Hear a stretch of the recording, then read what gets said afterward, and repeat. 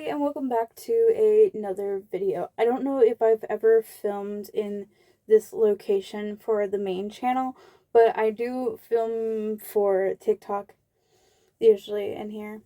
If you haven't been watching TikTok, then you need to go watch it. I just ended filming my recordings for the day for the Star Wars Rebel Force Target book that we are doing for the month of May, and we have one more day at the time of recording this for Charlotte's Web, which was for April.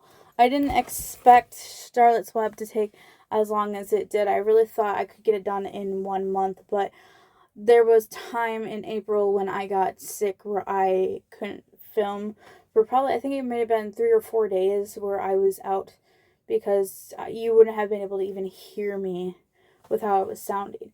And now you're wondering, where have I been for, like, I want to say like a month worth of content is missing from the main channel. Let's just say that doing free little library videos every single Saturday, they don't get to be boring, they just get to be repetitive, and with gas prices the way they have been, it's been a little bit more difficult being able to drive to certain locations and be able to film videos like that. And also, you think, it's like the 3rd week of May, why are you just getting your TBR out now? Let's just say that I've been lazy. Yes, I haven't used that quote from my channel in a very long time, but I've been busy. I've been dealing with things. In the case of that, I will be going to a new location again. I will be moving in June or July. I don't know the exact date yet, but I will be having a different background soon. So I know you guys have been seeing me across social media filming in here for TikTok, see me filming for my second channel in my bedroom or in my car. You've seen me in the one little time that I was in a different bedroom for that. And I've also been trying to get my sister to send me her content for her video. Yes, Grace has a video coming out soon. As soon as she can actually send me the content for it. And let me tell you, it is definitely something you want to watch, especially if you are 18 years old or older, because it is an adult video.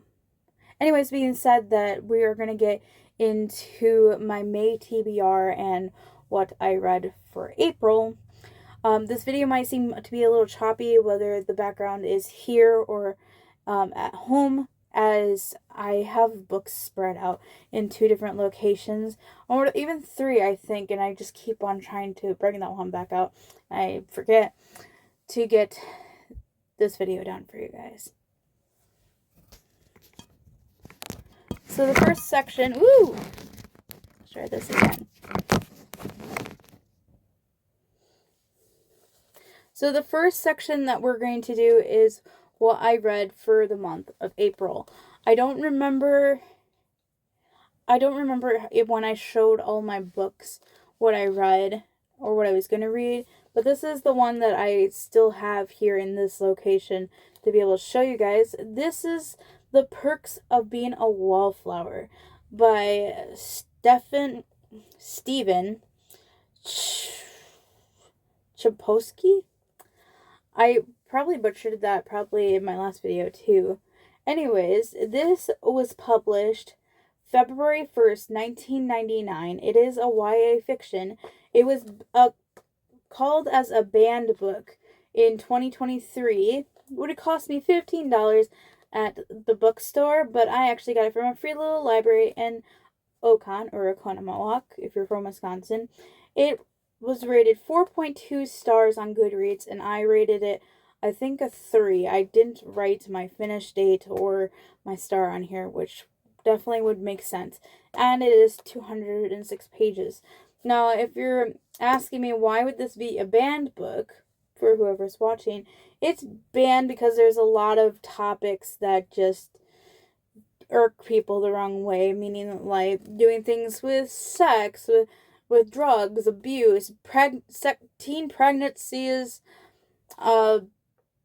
racism, things like that. And it's in the form of the author did it in the form of the main character writing letters to a friend. Now, I don't think we necessarily know who the friend is, but at the beginning of the story, some student has died. I want to say it has to do with they killed themselves, and that's another topic that triggers people. And so I only rated it a 3 because it dragged a lot. And it seemed like it didn't necessarily go around in a circle. Like, I mean, it did go around in the circle, but it's only stayed in the circle. Like, I felt like there wasn't anything that really changed throughout the book. And I guess that would be why it's so low in its scoring. But I will definitely try to see if where this book's gonna go. You know how I said I was doing my Free Little Library, doing as returns as well, where I return books back to Free Little Libraries? Well, I have accumulated so many books from both my personal books and my second channel books that I can't remember where everything goes. And also, I just can't drive to all these places to be able to return them. So we will see if this ends up back in Ocon's Free Little Library or if it ends up somewhere else. The rest of the books that I read in the month of April, I must have the slips somewhere else because I'm going through all the books and realize none of the sticky notes are in them, which means I can't give you any information that I may put in other videos beforehand to give to you guys. But the next book that I read was The Picture of Dorian Gray by Oscar Wilde.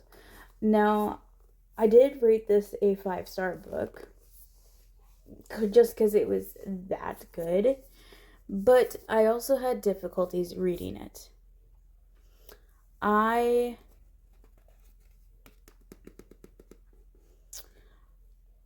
don't know. It was in a sense where there's a thought that's passing my mind that I have another book out in my vehicle that I still forgot to bring in. Ugh, which means I'm gonna have to film that tomorrow. Ugh, that's terrible.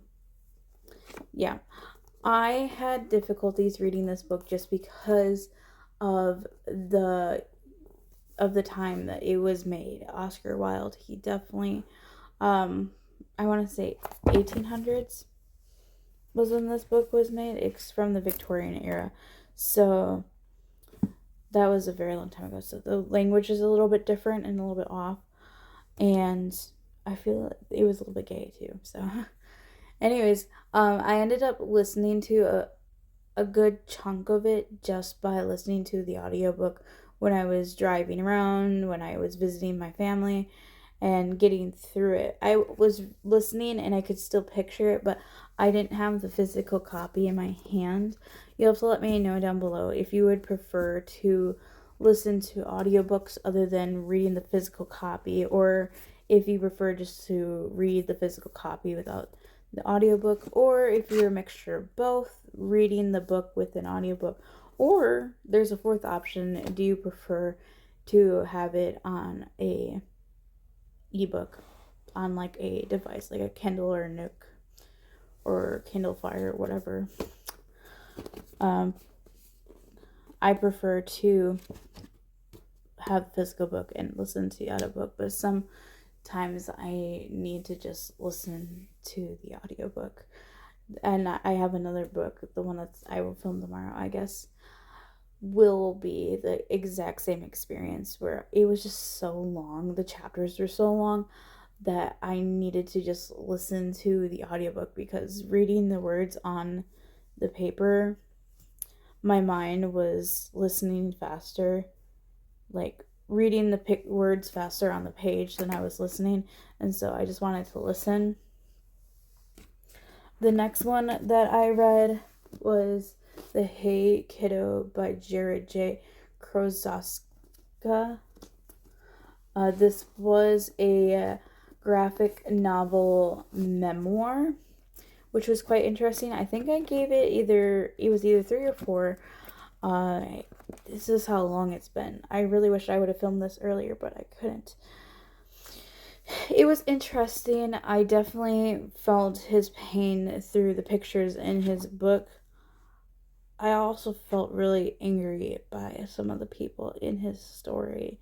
And I loved all the like actual images, like the real evidence of what his family was like. It goes throughout like the whole story of different pieces from his actual life that made it so interesting. And this one actually took the shortest amount of time, but not as like short as like doing it in 1 week like I do with some of those more kids, like middle school, elementary graphic novels.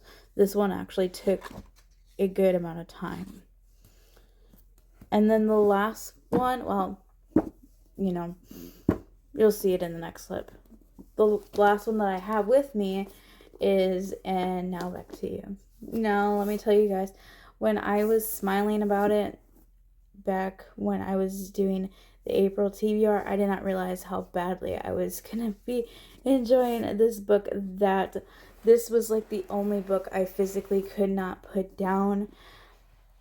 I think it was either a 4 or 5 that I rated this. I think it was probably a 4 just because there was language in it, and sometimes I really just can't rate anything higher than a 4 for a book that swears.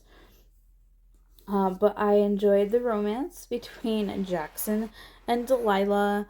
I want there to be more stories.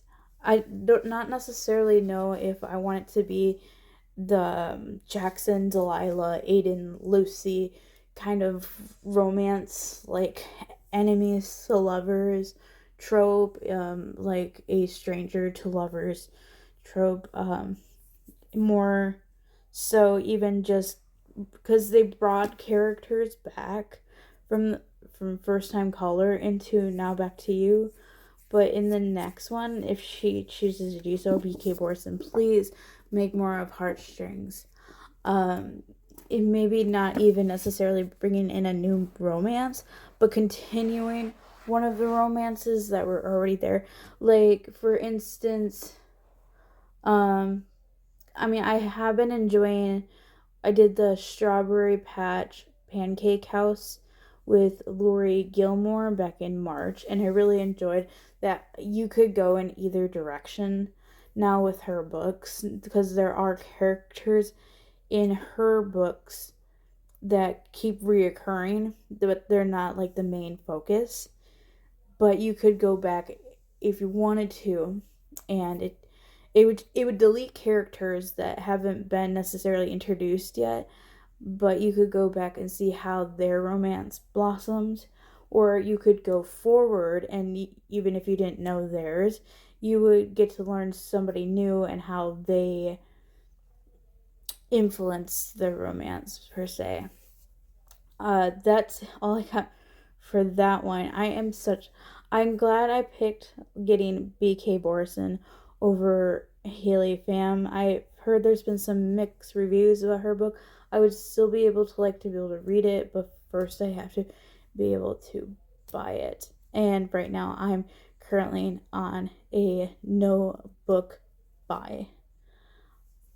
For the month of May, I wanted to read lots of Star Wars books, and this is why it took so long for this video to get out. Let me see here, let me do some calculations. I had 1, 2, 3, 4, 5, 6, 7 books on my TBR. And you would think, how the earth did I manage to like read through these books for May? Well, let's just say 3 of them got cut. Like, I started 2 of them. Like, I started one back all the way in, I did my chapter read debriefing to see if I even liked it back in March when I got it. And then I started reading it. And, well, I was just getting bored with it. So I decided to DNF it. And then I tried reading a more of a chapter book for kids of Star Wars, and I got maybe a couple chapters in, and then I DNF'd that one too. Not because there was anything wrong with it. I didn't have time to be able to read them in the timeline that I wanted to read them in. And the third one I just threw out too, because I was like, what's the whole point? And so 2 of them, I actually put them in a free little library today for an Emily Giffen book, which I have not yet to show you guys. And the other one's sitting in my car somewhere. So I have to I don't have to return that one. I bought it, and I feel bad that I bought a book now that I am giving up. And I've come to my conclusion that I will not be buying books again from like thrift stores and stuff unless I actually really want to read it and I know the author, I know the topic and everything. I can't. Speaking of books that I have bought, I didn't buy this book. I actually was with my siblings, and my brother actually bought this book for me. I was reading it, like waiting for them in Barnes and Noble, and I was reading it there waiting for them, and it just made so much sense to me, and I said I have to put it back. I have to put it back because I'm not buying brand new books. I'm not going to read this any more than just sitting here. He said, oh no, I will buy it for you. And so this is as far as I am right now. And you may say that's not very far. But with this book, it takes a little bit longer. So I don't have a paper thing for it. So this is William Shakespeare's Star Wars, Verily a New Hope by Ian Dosher. This, I'm trying to come up with all the stuff. It would have cost me $16 in the Barnes & Noble, but obviously it was given to me as a gift. I don't know exactly when this was published without losing my spot. Might help if I just take this bookmark from my last book, take it out and rearrange it here. This came out last year. So this is still relatively new to some people.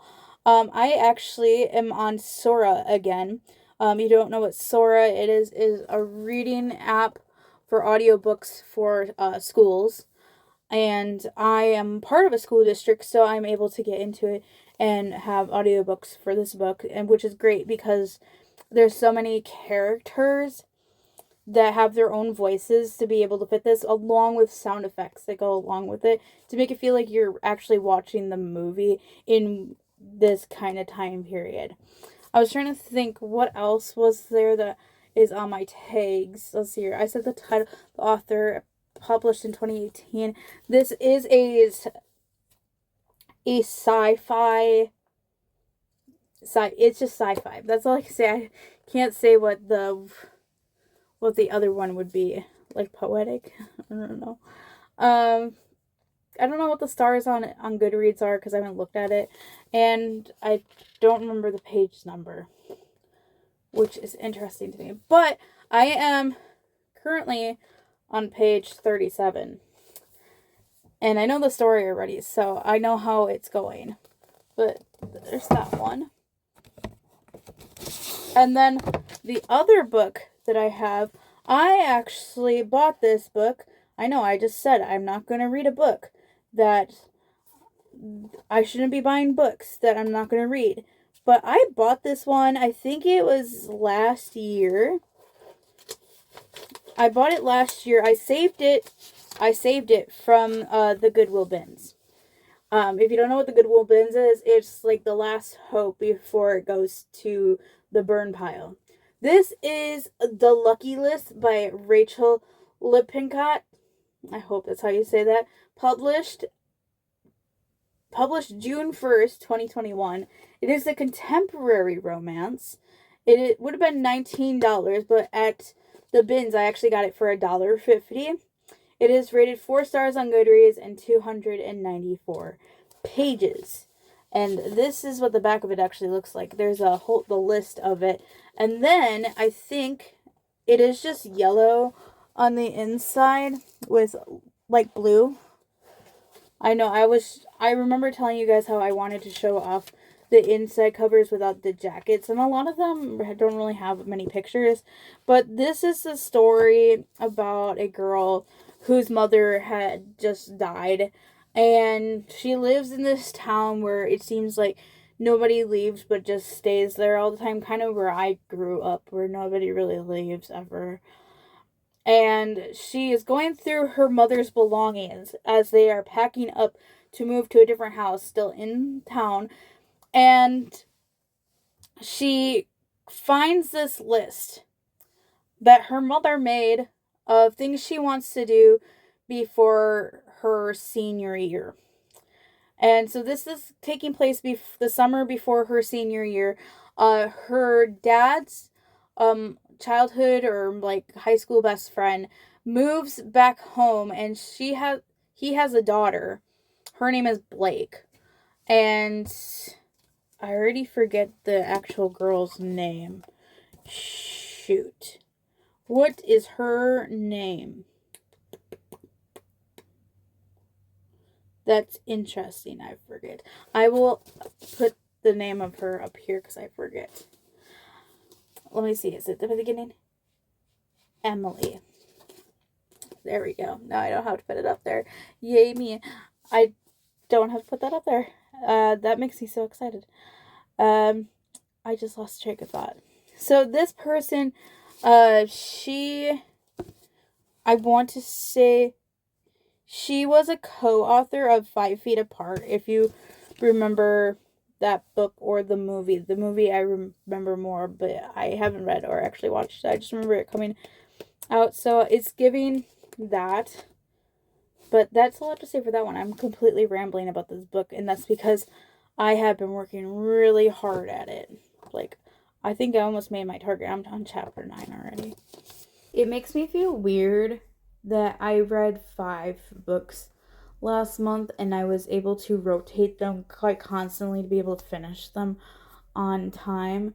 But this month, I have only been able to do 4 because I was going to go higher, but my brain is starting to get racked with summer wanting to be outside and having things happen where, like, summer is happening, so school's ending, so I gotta find a summer job, and things that are going on here at the house that involve me being away from the camera, and things are going on with Griffin where I have to be with him, and adult life is fun. And sometimes I just want to sit and read my book. So the next book that I am reading, I was going to read this for, I think, the month of, I want to say I was going to read it for the month of March. Because, first of all, green cover. Also, I think it takes place, the first month is in March. And then I think I got a book, or I found a book that was better to read, so I pushed it off.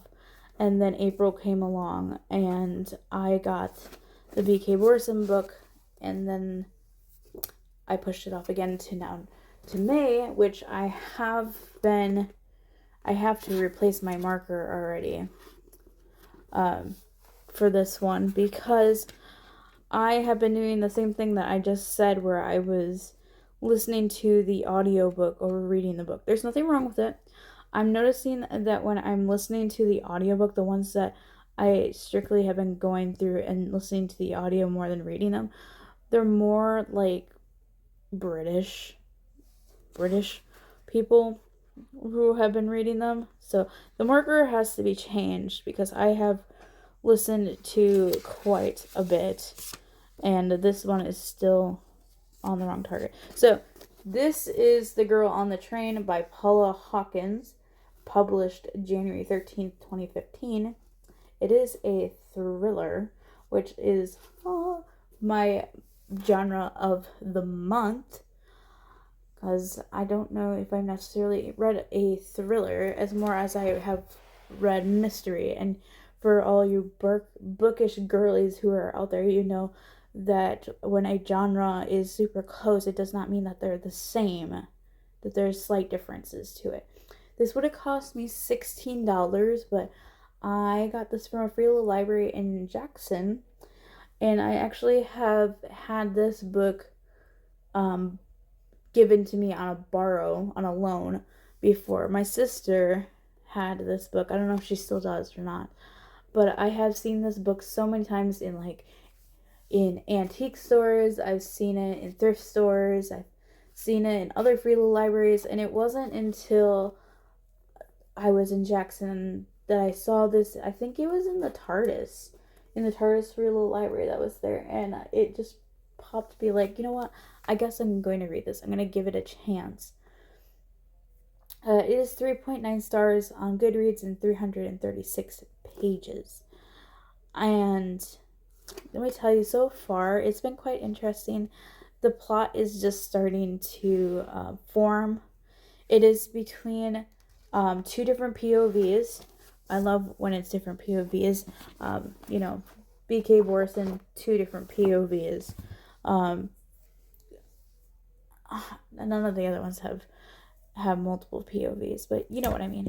So this follows a girl named Rachel who loves to ride on the train. She is dealing with alcoholism and depression and stuff like that because she had been divorced by her now ex-husband, and he basically cheated on her with another lady, and now they live a happy life with their own little daughter in their own house.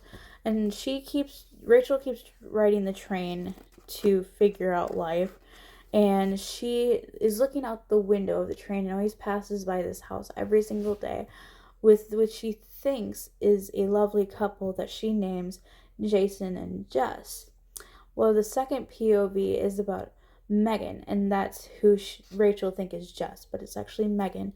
And Megan, she's kind of at a state where she loves Scott, which is Jason, to Rachel. But they are married, and she kind of is bored out of her mind because she doesn't work, she doesn't really do anything, but she kind of cheats a lot with different men. She goes to therapy for it, and she actually tried to kiss the therapist, which is kind of gross. But then one day, Rachel actually catches Megan while on the train making out with somebody at their home. And she's just like, what is this?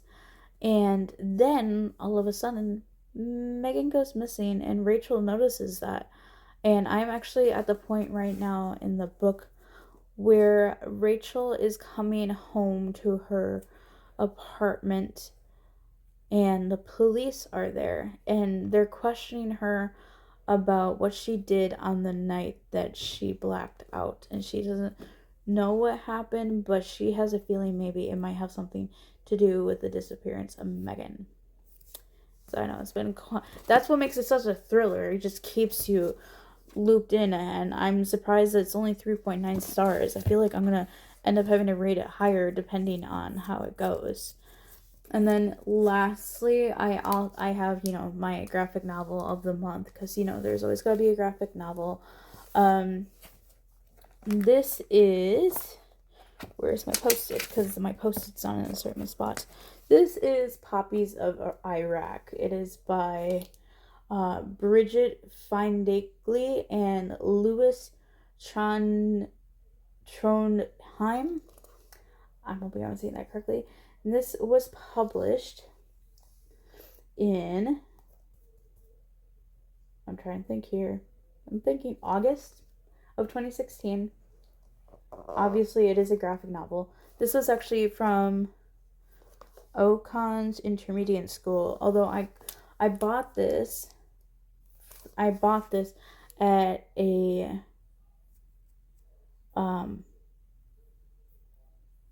I don't know, BLC. What does that stand for? It would originally cost me $22 in a bookstore, but I got it for 50 cents at a public library sale. I'm still trying to figure out what BLC stands for, because that's what I have it on here for. But I can't remember. It was rated 3.6 stars on GoodReads, and it's 120 pages.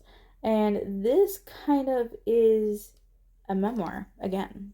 Another graphic memoir about Bridget and her husband Lewis, and them being in Iraq, being Orthodox Christians in an Arabic world.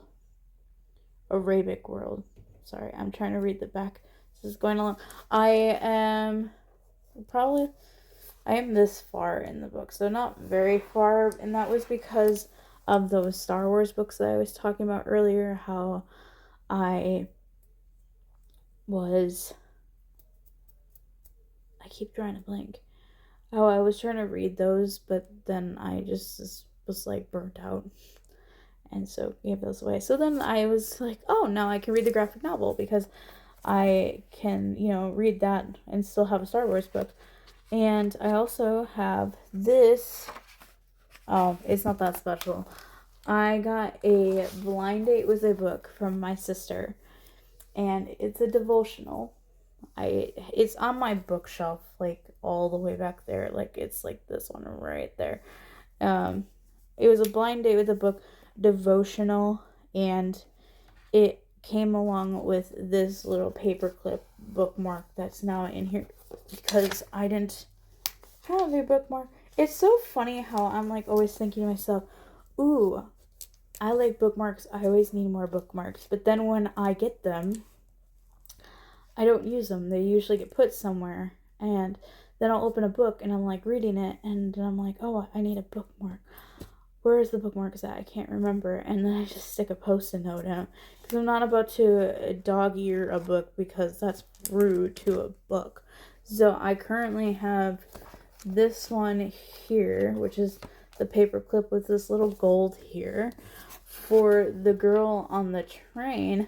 Funny enough, it actually, when I found it in the Free Little Library, it came with this business card in it for an auto body shop in North Prairie.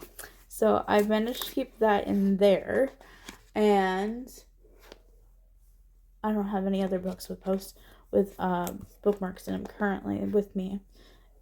But yeah, that's how life is going for me right now. Did you guys enjoy this video? I sure hope that you did. I know I was rambling a lot. It's been a while. I will get back into the swing of things. I'm hoping to maybe release another free little library video soon. It's very difficult, you guys. The main channel and the second channel, they're merging, like they're crossing paths in my mind, and it makes it very difficult for me to film them at the same time. And I wish I didn't have to do that, but it will get better over time. Make sure that you subscribe down below. I'm always making videos, except for that at my apparently month sabbatical. They're usually post on either Saturday or Sunday, depending how I'm feeling. Sometimes they're in the middle of the week, but that's if I really, really need them to be pushed out. And also follow the social medias down below. We have this channel on there. I'm starting to go more towards this not being the family-friendly channel anymore. So if you are definitely under the age of 18, I'm letting you know, just for warning you, that there may be content on here that is not necessarily for you, but you have been warned. Also check out the second channel, Miss Hannah's Reading Corner, for Wednesdays and Saturdays when we do chapter books and picture books. Or this week is actually double picture books because I forgot to film for my second recording day last week. So yeah, this right here, because I said I just filmed my picture book for my first one, and this was the book I used. I'm keeping that for future children, should I choose to have some. Make sure that you also follow me on Instagram. I know I don't post on there really ever, but you never know. There might sometimes be a little pop-up here and there when I feel like it. I don't even use Instagram really, like, for a personal account. I just never have, because I'm I'm on other personal social medias like Facebook and Snapchat, and keeping my life private with, also not having it be private. So that's Instagram's in between there, so that's why it doesn't necessarily go out as well as it should. Also, you can, what else? There's GoodReads. Uh, my username for that is down below. If you want to follow me, I do stay active on that and keep up to date with that. And, follow me on there, and we maybe could give each other friend recommendations. So I'm always looking to find other book girlies out there to do a book club or something with. And also, TikTok is the last one with Miss Hannah for the chapters of the day and for the littles. Anyways, that is the end of this video. I will see you guys in the next one.